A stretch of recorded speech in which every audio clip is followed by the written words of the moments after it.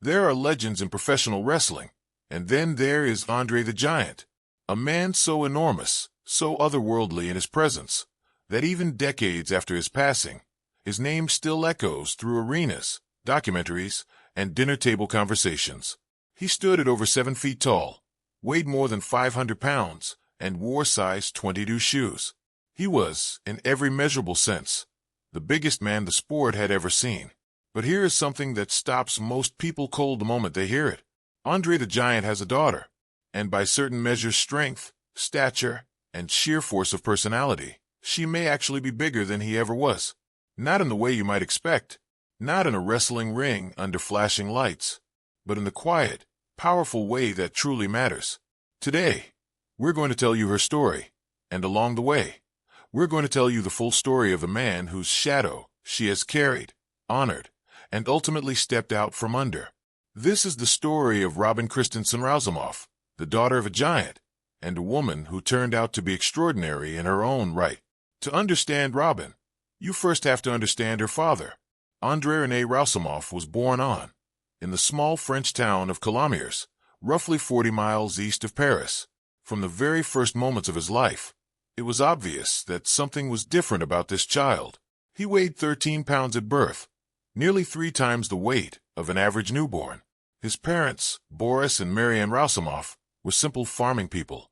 They lived in the nearby village of Molian, a quiet, rural community where life revolved around the land, the seasons, and hard work.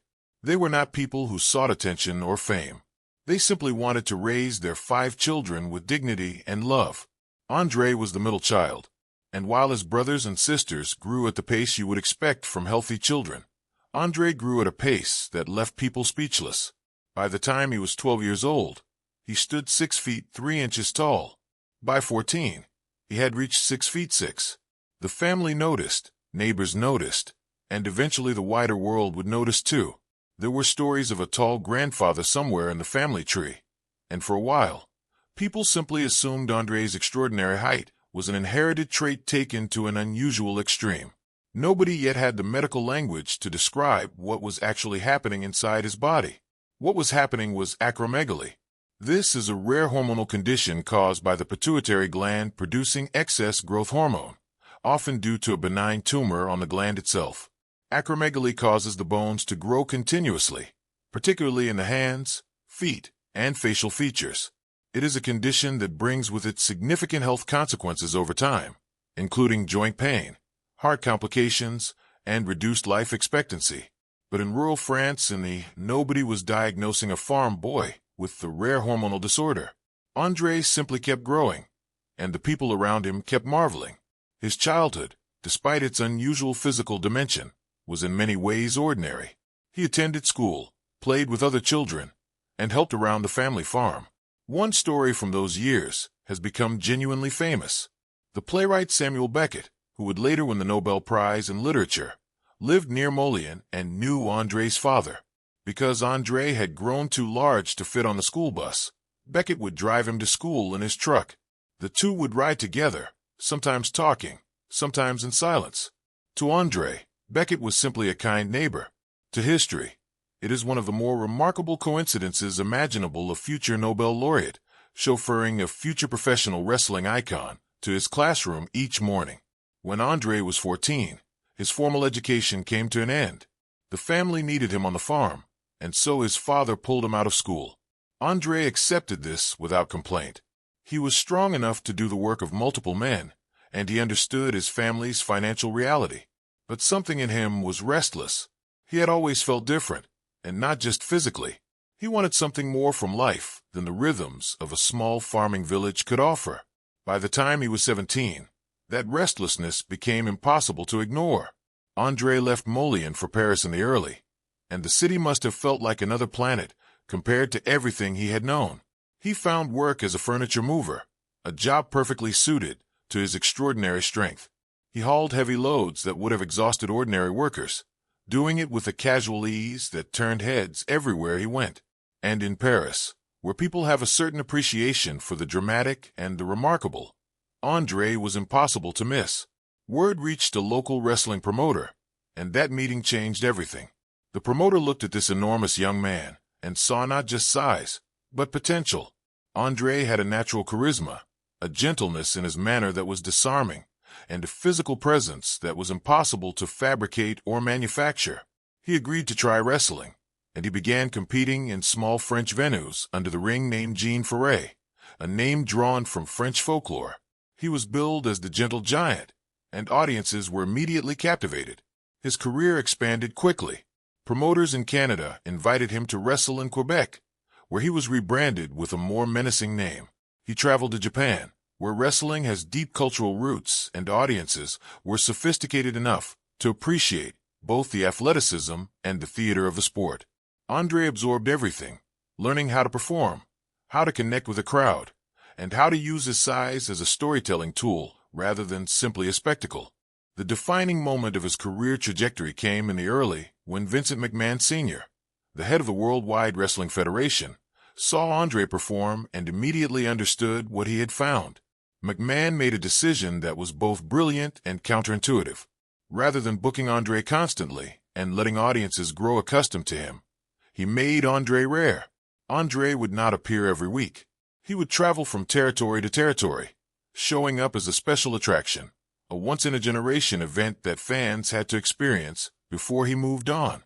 The strategy worked beyond anyone's expectations. Wherever Andre appeared, tickets sold out. Wherever he went, people talked about it for years afterward. McMahon also gave him a new name, Andre the Giant. Simple, direct, and utterly unforgettable. Under that name, Andre wrestled up to 340 matches per year, crossing continents and time zones in a relentless schedule that would have broken most people. He wrestled in Japan, Australia, Canada, and dozens of American cities. He was the biggest draw in professional wrestling for over a decade, and he earned that status not just through his size, but through his professionalism, his reliability, and the genuine affection he showed for the fans and the business. For all the spectacle of his public life, Andre kept his personal world intensely private. He was not a man who spoke freely about his feelings or his struggles. The character of Andre the Giant was big, bold, and invincible. The man behind that character was more complicated, more vulnerable, and in many ways, more interesting. In the early, Andre met a woman named Jean Christensen. Jean was not a figure on the margins of the wrestling world. She was a tall woman, standing over 6 feet 4 inches herself, and she worked in public relations within the industry. She was sharp, confident, and capable of navigating the chaotic world of professional wrestling promotion. Their connection was immediate, partly because Jean was one of the few people who could stand next to Andre and not feel physically overwhelmed by the experience. They were, in the eyes of everyone who saw them together, a striking pair. Their relationship lasted through the and into the, though it was never officially formalized as a marriage. They were private about it, and given the constant travel and the pressures of Andre's schedule, the relationship existed in a complicated, interrupted way. Jean gave birth to a daughter. They named her Robin Christensen Rousemoff. She was Andre's only child, the single biological legacy of a man who had given almost everything he had to his career and to the road. Robin's birth should have been a transformative moment in Andre's personal life, and in some ways it was. He acknowledged her as his daughter. He cared about her existence, but the life he had built, the relentless travel, the performances, the mythology made genuine fatherhood nearly impossible to achieve. Over the entire course of Robin's childhood and young adulthood, she and her father met in person only around 5 times. 5 meetings with the man who gave her his name and his bloodline. 5 conversations with someone who was, to the rest of the world, one of the most recognizable human beings alive. The reasons for this distance were multiple and layered. Andre's schedule was brutal by any standard. Hundreds of matches per year meant hundreds of different cities, countries, and time zones. There was genuinely little time to stop, to sit still, to be a father in the conventional sense. But beyond logistics, there was something deeper at work. Andre had spent his entire adult life inhabiting a persona so large and so overwhelming that the ordinary human scale of being a parent may have felt foreign to him. People who knew him well have said that he cared deeply for Robin, but genuinely did not know how to be a father. That gap between love and expression, between feeling and action, created a distance that neither of them could fully bridge. Jean Christensen made her own decisions about how to raise Robin. After the relationship with Andre dissolved, she moved to the United States and raised her daughter deliberately away from the wrestling world and its noise. She wanted Robin to have something Andre never really had: a normal life, grounded in routine and privacy rather than spectacle and travel. That decision protected Robin in important ways, but it also meant that the natural distance between father and daughter grew wider with each passing year.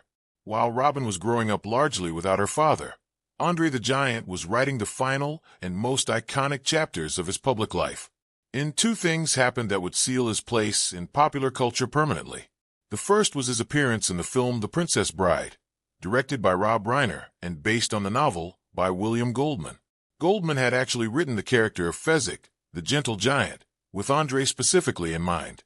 He saw in the real-life Andre everything that Fezzik needed to be: enormous in body, but warm, funny, and deeply human in spirit. Getting Andre into the role required patience and creativity from the entire production team. English was not his first language, and memorizing and delivering scripted dialogue was a very different skill from performing in a wrestling ring. His deep voice and unusual accent were initially concerns, but they ultimately became defining features of the character. The physical demands of the role also required significant accommodation. Andre's body had absorbed years of punishment. His back was damaged, his joints ached constantly, and movements that would have been effortless for him a decade earlier now required careful management. The production team used rigging and support equipment for scenes that required physical action, protecting him while maintaining the illusion of effortless strength. The film was released in and became a beloved classic. For many people who had never watched professional wrestling, The Princess Bride was their introduction to Andre. They fell in love with Fezzik, and through Fezzik, they fell in love with Andre. He reportedly carried a VHS copy of the film with him everywhere he went in his final years, showing it to friends and acquaintances with visible pride. It was his favorite achievement outside of wrestling, a proof that he contained depths beyond what the wrestling world had ever fully allowed him to show. The second landmark was WrestleMania 3, held on at the Pontiac Silverdome in Michigan. The event drew over 93,000 fans, one of the largest live audiences in wrestling history. The main event was a match between Andre and Hulk Hogan, carefully constructed as a collision between the unstoppable force of the past and the rising hero of the present. Andre had been marketed as undefeated for 15 years. Hogan was the energetic, colorful face of American wrestling Together, they created one of the most anticipated moments the sport had ever staged. What the audience did not know was the physical cost being paid behind the scenes. Andre was in severe pain by that point. His back had deteriorated dramatically. Simply walking to the ring required effort that fans could not see on his face because he refused to let them see it. He had taken pain medication to get through the event. In the ring, he performed with the professionalism of someone who understood that the moment was bigger than his own discomfort. When Hogan lifted him off the mat, 500 pounds raised into the air in front of 93,000 screaming people, it was one of those rare moments in sports entertainment that transcended the scripted nature of the performance. The crowd believed it, and in believing it, made it real. Andre lost that match deliberately. He made the choice to give Hogan the victory because he understood what it meant for the future of the business. That kind of selflessness, that ability to set aside ego in service of something larger, is not something that gets talked about enough when people discuss Andre the Giant. He was, at his core, a professional in the deepest sense of the word. After WrestleMania 3, his health continued to decline. He reduced his in-ring appearances and spent more time at his ranch in Ellerbe, North Carolina, where he raised horses and enjoyed the quiet of rural life. It was the closest thing he had ever had to a home in the traditional sense, a place where he could simply exist without performing, without being the giant, without answering to a schedule or a promoter's demands. And he traveled to Paris to attend the funeral of his father, Boris Rousimov. He passed away in his sleep at a Paris hotel shortly after, from congestive heart failure. He was 46 years old. Robin Christensen Rousimov learned of her father's death approximately 1 month after it happened. The news did not come from a family member or a close friend. It came from one of Andre's lawyers. That detail alone speaks volumes about the nature of their relationship. The legal and professional world of Andre the Giant was more immediately aware of his daughter than his family circle apparently was. The delayed notification made the loss stranger and more painful. She had barely known him in life, and now there were no more chances to change that. In the years that followed, Robin chose to engage with her father's legacy rather than retreat from it. She is physically striking, inheriting her parents' exceptional height and build. She has been described by those who have met her as possessing a commanding presence, a quality she shares with her father, though the source of it in her case has nothing to do with professional wrestling. It comes from who she is as a person.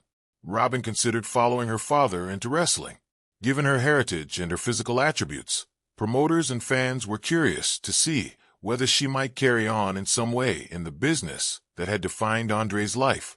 She trained and explored the possibility seriously, but ultimately she concluded that professional wrestling was not the right fit for her. She was not willing to step into a world simply because it was expected of her. That decision to refuse the obvious path and find her own is itself a kind of strength. Instead, Robin devoted her most significant energy to something that turned out to be far more meaningful than any wrestling career could have been. She became the guardian of her father's true story. She worked with documentary filmmakers to ensure that the man behind the myth was presented honestly and completely. She was involved in 2 major documentary projects: Andre the Giant, Closer to Heaven, released in, and the HBO documentary Andre the Giant, which brought his story to a massive new audience. Robin's participation in these projects was not passive. She pushed for honesty. She insisted on including the difficult parts: his health struggles, his loneliness, the physical deterioration that the wrestling world often glossed over in favor of the superhuman image. By doing this, Robin gave her father something he could never quite give himself: the full truth of who he was. Not just the giant, but the man. Not just the performer, but the person who hurt, who loved imperfectly, who felt isolated by his own extraordinary body, and who found moments of genuine joy in unexpected places. Robin's willingness to engage with those painful truths, to stand in front of cameras and speak honestly about a complicated relationship and a complicated man, required its own kind of enormous courage.